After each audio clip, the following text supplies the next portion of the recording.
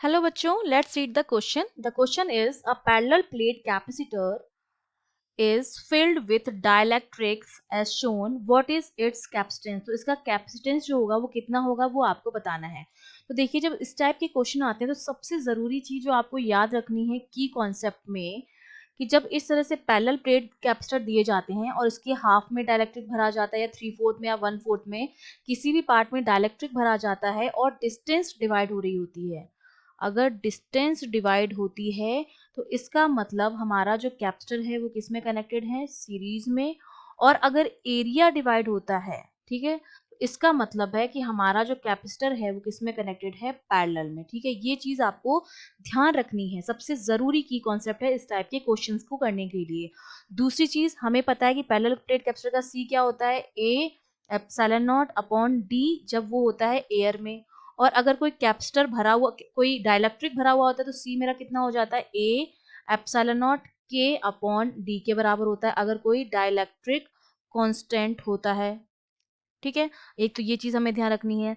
तीसरी चीज जो हमें ध्यान रखनी है कि सीरीज में जो कॉम्बिनेशन होता है वो जो सी इक्विवेलेंट होता है वो हम कैसे निकालते हैं, 1/C1 प्लस 1/C2 प्लस इस तरह से करके निकालते हैं। और अगर पैरेलल में कनेक्टेड हो तो हम सी इक्विवेलेंट जो निकालते हैं वो C1 plus C2 plus dash dash dash करके निकालते हैं। ठीक है, तो अब जब आप डायग्राम देखेंगे तो आपको दिखाई दे रहा है कि हमारी डिस्टेंस डिवाइड हो रही है, टोटल डी थी, डी/2 में हमने क्या भर दिया, डाइलेक्ट्रिक भर दिया, और डी/2 में हमारी क्या है, एयर है। डिस्टेंस डिवाइड हो रही है मतलब सीरीज में कनेक्टेड है। सीरीज में कनेक्टेड है, मैं ये बोल सकती हूँ कि ये एक तो है, ये दो हो गए सीरीज में।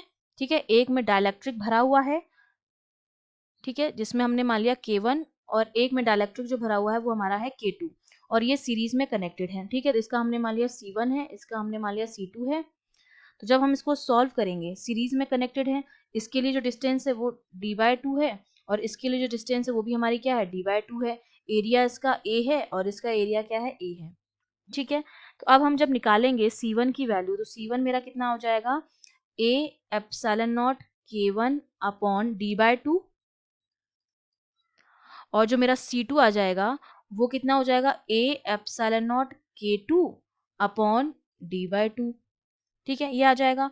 तो अब मेरे पास वैल्यू जो आ जाएगी, C1 और C2 की वैल्यू आ गई है, तो अब मुझे सीरीज में इनका जोड़ना है। तो सीरीज में हमारा क्या हो जाएगा, सी इक्विवेलेंट जो होता है सीरीज में 1/C equals to 1/C1 plus 1/C2 होता है। तो इसको मैं लिख सकती हूँ कि सी इक्विवेलेंट मेरा होगा वो C1 C2 upon C1 plus C2 के बराबर होगा। यहाँ पर वैल्यूज पुट कर देती हूँ। तो C1 तो मेरा कितना आया था, 2, ये वाला 2 पर चला जाएगा, 2 epsilon not K1 upon D, ये आया था C1, इंटू C2 मेरा कितना आया था, सेम यही आया था, 2 epsilon not K2 upon D. ठीक है, ये तो C1 अपॉन C2 हो गया, अपॉन C1 प्लस C2 हो जाएगा। सेम वैल्यू जो होगी वो हम नीचे प्लस में करके लिखेंगे, तो ये हो जाएगा 2 epsilon not K1 upon D plus 2 epsilon not K2 upon D. ठीक है, अब इसको मुझे क्या करना है, सॉल्व करना है। तो जब हम इसको सॉल्व करेंगे तो देखिए हमारे पास जो सी इक्विवेलेंट आएगा, सी इक्विवेलेंट की जो वैल्यू आ जाएगी वो आ जाएगी 2 epsilon not a K1 K2 divide by, नीचे हमारे पास क्या आ जाएगा, डी, और ब्रैकेट में आ जाएगा K1 प्लस K2। ये मेरे पास आ जाएगी सी इक्विवेलेंट की वैल्यू सॉल्व करने पर। तो ये हमारा आ गया है answer. I hope you understood well. All the best.